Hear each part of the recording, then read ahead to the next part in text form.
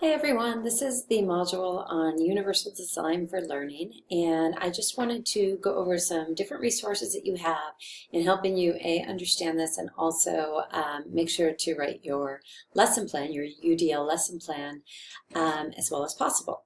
So I like this quote here: Universal Design for Learning, creating a learning environment that challenges and engages all students. And that really does capture exactly what it is that we're trying to do, is think about how every one of our lessons can have the components that all of our learners are going to need.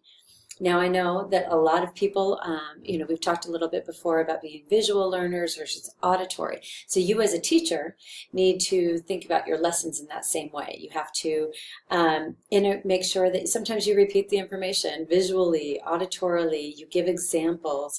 With me, I tell stories. I have you do activities. I have you engage with the other learners in the classroom around conversation and kind of unpacking. I have you relate it to your lives. And all of those different pieces are different ways that I try to activate your brain so that you're able to understand more of what it is that not just to understand, but also retain more of the information from this course. So one of the slides that I really liked in this IRIS module was the traditional instruction versus the UDL instruction. The traditional is you get the content in one way. Somebody stands up, they lecture, you take notes, you write responses, or you take a test, or you write an essay, and then you get a grade. And you're just waiting for the information from me, and everyone's asked to sit quietly, and everyone does the exact same task. The other way, the UDL way, is I try to give you as many different ways of accessing the learning as I can. So I do introduce it to you via video, written word, discussion. I also go over it in the PowerPoints, have you do an activity. And what I really am trying to do is really give you as much access in as many different ways as possible. The other thing is students are active learners who engage in analyzing. So it's not just reading and finding the answer. Instead, it's reading, getting to know something, thinking about how it might apply to different topics or different circumstances. And then being able to talk about that too. And that it encourages you to explore this based on your own personal preference. So why do I always ask you, what have you done in your classroom? And if you don't have a classroom, go and interview somebody to find out what they're doing in their classroom, is because that's going to help you so that you can actually capture and remember some of this information that I am teaching you over this course. And hopefully the classroom, either your own or somebody else's, will be of interest to you, and you can learn from the different ways of really kind of breaking down and looking at the information.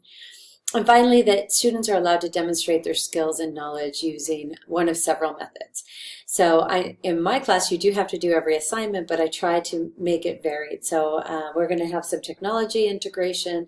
We have, answering questions. We have you jigsawing and doing group work and presenting and interviewing. And I try to get you out there to do as many different types of ways of looking at information and also showing that you understand it. So I'm going to have you watch this video in a minute from this website called CAST, but basically they have come down with 3 ways of thinking about designing lesson plans. And the first way is the representation, and so that's presenting the information using multiple formats. The second one is action and expression. So this is allowing students to express or demonstrate their learning in different ways. And the third one is engagement. So stimulating the interest and motivating students in a variety of ways. And here you can take a look at those examples. You can go ahead and put a pause. So this is David Rose. He's actually one of the top researchers in the field of UDL. If you've seen any books on it, most likely he's one of the co-authors. So here's him just talking very briefly about UDL. People always ask whether UDL requires technology. UDL is not a framework about the use of technology. It's a framework about learning. It is very possible to do UDL without technology. Why do we talk about technology so much in that case? We have to emphasize new technologies as a way of saying there are alternatives to the textbooks and so on that are in classrooms, because those introduce a lot of barriers for many students. It is very possible to make gorgeous, wonderful UDL lessons that don't involve any technology. Multiple ways that students could reach competence and reach the goals for the lesson. All right, so I do want to just point out 2 of these for your information in the green area. It may not be reasonable or possible for you to incorporate all 3 UDL principles in every lesson. That's not the point, but what the idea is to make sure that over the course of the course that you do think about these, and it guides you in your instruction and choosing the different ways that you're presenting material and assessing students. The other major thing here is that you could apply all 3, and some students will still need additional support. And so you have to constantly think about what accommodations and modifications and scaffolding and differentiation of instruction that you can do for students as they're trying to gain an understanding of the concept. So I like this visual right here as it goes through and it mentions the instructional materials that are needed. You can look at the instructional methods and the assessment. But all 3 of those should always be centered around the learning goals. So what it is that you actually want your students to demonstrate that they have gained from your lesson. And remember also that when we're talking about the instructional goals or the learning goals, it's the academic learning goals and the language learning goals. So here is the traditional goal. The student will read a textbook chapter about ancient Egypt and write in cursive a 500-word report about burial customs. So what's their representational barrier? Well, for the printed text, maybe some students with visual impairments can't actually access that information, or some students may not be able to decode. What are the barriers to action and expression? Well, some students struggle with cursive, and maybe they can't effectively organize their thoughts and put them on paper in the 500-word length. And the engagement issues is that it's not really, oftentimes engagement is forgotten when we're talking about traditional goals. So when we look at making that an UDL goal, then we've now written the students will learn about and present information on the burial customs of ancient Egypt. Same goal, worded differently to meet the needs of the students that we're discussing. So here we've got the representation. The students are still required to learn about the burial customs, but now they can use different methods for accessing that information. It could be the internet, it could be the books, it could be a discussion or a video. Then also the action and expression, the students still need to demonstrate that they learned about the burial customs, but now they have options for doing so. So it doesn't have to be a 500-word essay in cursive. And then the issues of engagement are addressed because the students can choose how they access the content and how they demonstrate their knowledge.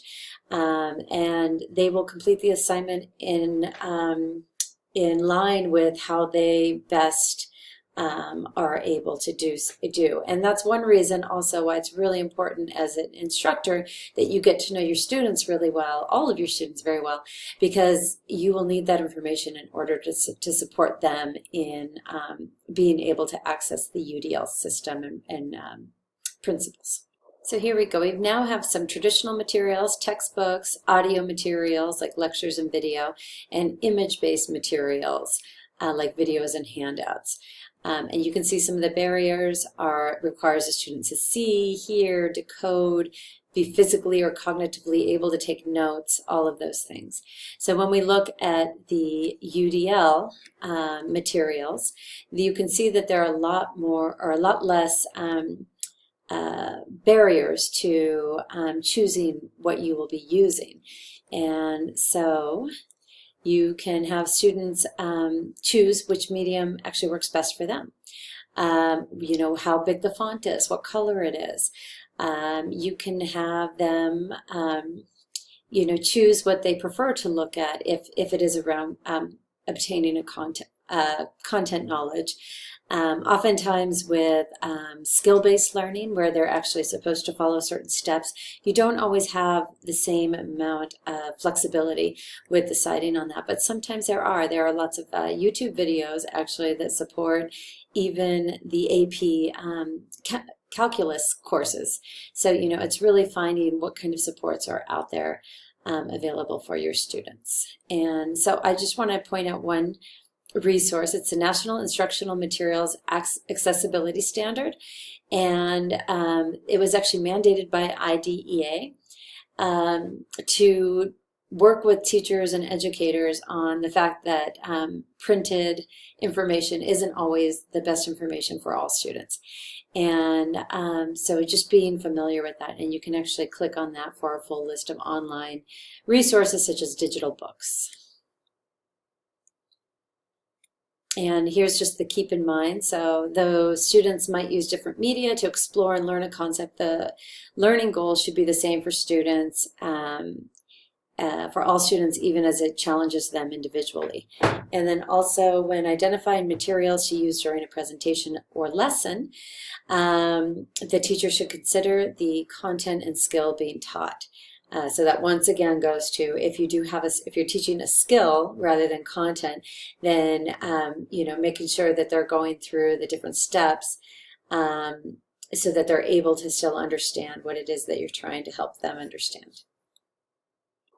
Next is the instructional method, and you can see majority of, or quite a few, excuse me, I pulled that down wrong, quite a few K-12 schools and in higher ed, they often do teaching through independent reading, lectures, and possibly whole group instruction, and then having the students work individually on completing their work. And just some barriers to this is that it requires a student to understand and learn the content regardless of their background knowledge. And remember, we talked about not all students come to us with the same information, and oftentimes we as educators assume that they have different pieces of information, and then once we start teaching, we realize we actually have to go back and teach them even more. It also limits the amount of, there's a limited amount of examples in the textbook. And some students aren't great at taking notes, and they don't actually retain a lot of information from that. And so a student who is just listening to a whole class instruction might not get the same information as they would if they were actually able to sit down and discuss that same concept with a peer. And then, of course, it's geared towards memorization rather than application, and it absolutely ignores the learning preferences. So here is one of those areas where you're going to see a lot of overlap between the SIOP information that we've talked about in class and then also UDL solutions. So here we go. We have the students having to independently read their textbook. We talked about the barriers. And then what's the solution? Well, building or activating background by asking questions related to the experience, to the whole group, maybe pre-teaching some vocabulary or having them do some sort of assignment beforehand that will allow them to understand the significance of the content, possibly using different media or formats such as videos or website links, or maybe if you have an actual hands-on model of like the human body or something and allowing them to kind of put that together. Instead of lecturing, providing multiple examples. So that's one of the things I do to try and give you always the last slide on the PowerPoint has the what's next, and then I also have it in the task list for every week's module, and then I also go over that in the video that I create on a weekly basis for this course. So having all of those, and then I give you my email and phone number if you have any questions, and then I can give you back that information. But you can see that I have it in multiple places, and I try to be as consistent as I possibly can. And then also providing examples, highlighting important information, providing scaffolds and supports, and then using flexible grouping, providing adjustable levels of challenges and corrective feedback, allowing alternatives for students to express or demonstrate their thinking, and then also just having the flexibility around grouping or other types of expressing their learning.